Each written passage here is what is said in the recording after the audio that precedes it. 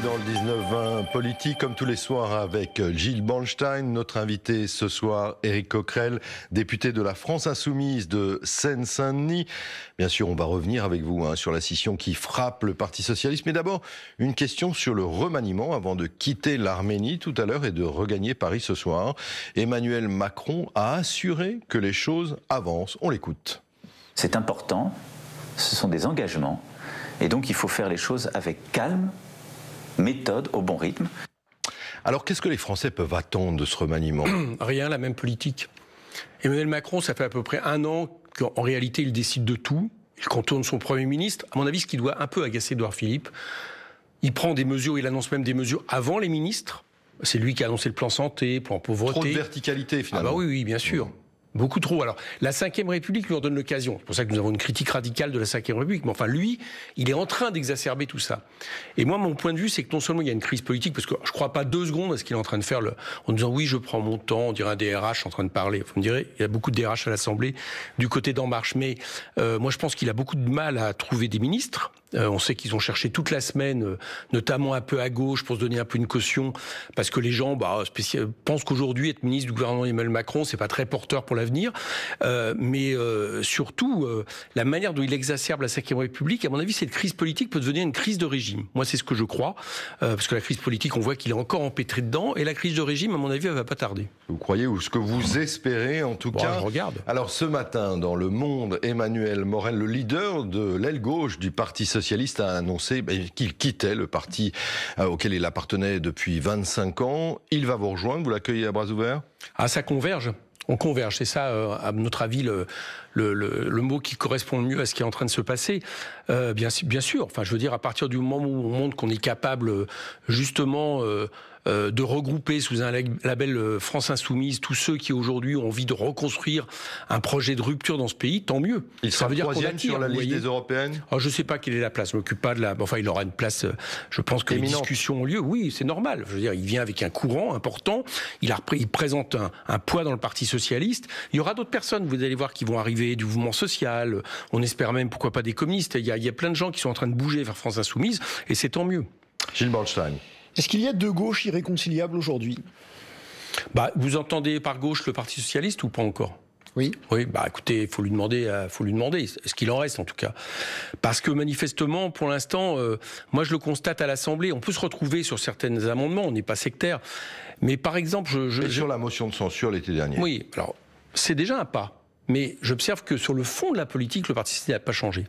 Mais sur le fond, il reste sur une politique de l'offre. Par exemple, il conteste au gouvernement de ne mettre non plus 20 milliards de CICE dans les entreprises, des cadeaux sans aucune contrepartie, mais 40. Vous voyez, il y a une question de degré.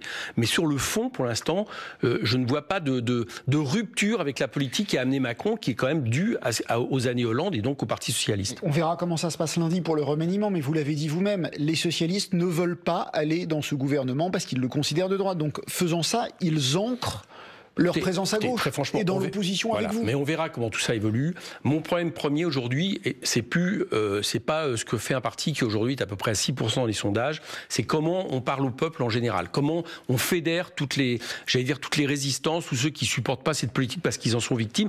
Ça, c'est pas encore fait. Ça, c'est pas encore fait, notamment les mouvements sociaux. Vous voyez bien que beaucoup de gens sont furieux contre la politique d'Emmanuel Macron, la contestent, mais on n'arrive pas encore à trouver, quand je dis nous, c'est aussi bien les syndicats, tous ceux qui contestent la politique, la bonne alchimie. Et on espère très franchement, nous, ne pas attendre les élections. Sinon, on réglera ça aux élections européennes, mais on espère ne pas attendre. Donc c'est plutôt ça la question qui nous est posée, plutôt que de savoir si un jour le Parti Socialiste reprendra des couleurs. Vraiment, c'est pas tout à fait ça le problème. Aujourd'hui, je trouve que c'est pas très bien parti. La preuve, d'ailleurs, c'est qu'Emmanuel Morel, on a tiré les conclusions. Il est encore de gauche, le PS, d'un mot. Je ne sais pas trop ce que ça veut dire. Si la gauche, c'est ce qu'a fait Hollande pendant 5 ans, et manifestement, Hollande est à nouveau en odeur de sainteté au Parti Socialiste, c'est pas vraiment de la gauche. C'est pour ça, d'ailleurs, qu'on évite ce genre de terme. Vous voyez qu'il est piégé, quoi. Gilles. Violent affrontement hier à l'Assemblée nationale entre François Ruffin et Jean-Michel Blanquer sur la question du handicap, et vous avez joint vos voix à celle de la droite. Bien sûr.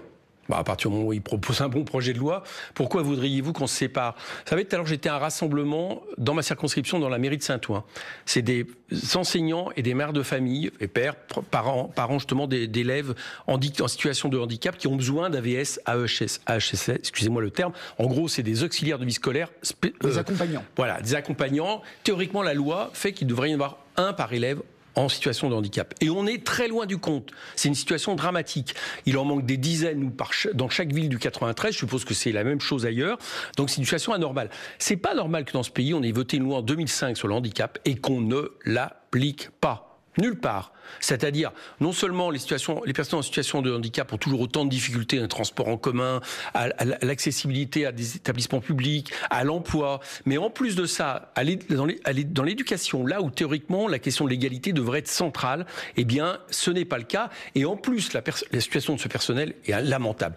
Il faut 8 ans de contrat précaire pour espérer un CDI. Ils sont mal payés. Enfin, vous voyez bien que tout ça ne va pas. Et En Marche est opposé à ce projet de loi, c'est à ne rien comprendre.